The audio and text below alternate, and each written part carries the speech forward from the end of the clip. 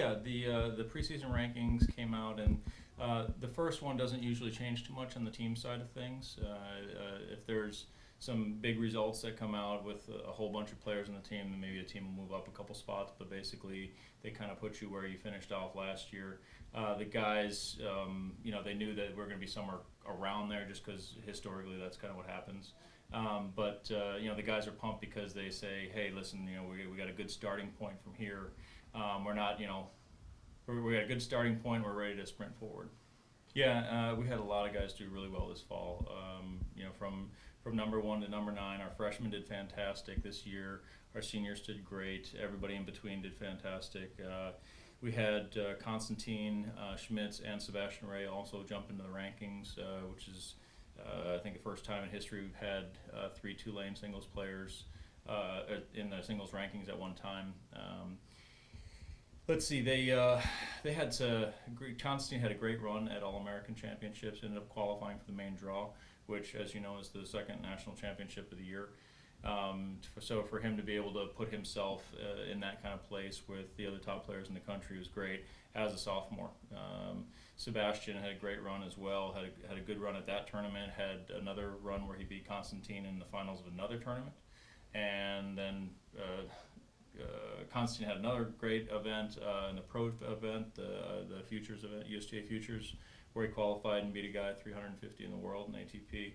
And then the other guys, Tyler and Eric and Ian and Alex, they all had really nice runs in their tournaments, and they got a lot of those results that you need in the fall to build the confidence level up, so you're at a place where you can really take off in the spring. Is how he's going about things with his emotions and his mental side of his game. Last year, when we saw him make runs in those tournaments in the fall, and then had a really nice spring, we saw him playing more aggressive. Saw him serving bigger, saw him going after his forehand more, and that was part of our game plan with our development for him. So we saw him adapting and putting that into his game and being able to transition and play a full court game.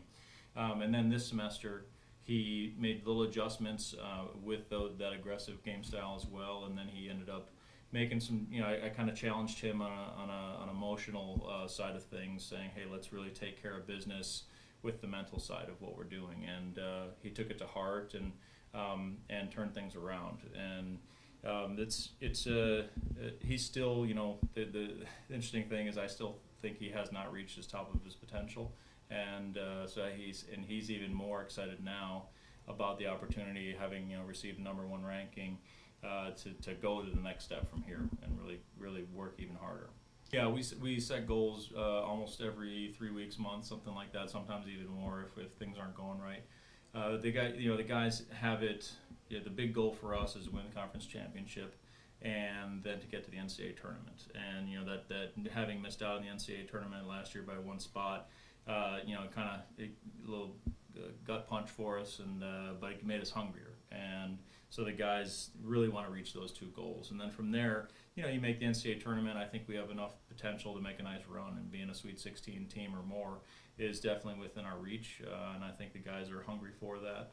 And they all know that this is right out in front of them, but they just have to go get it.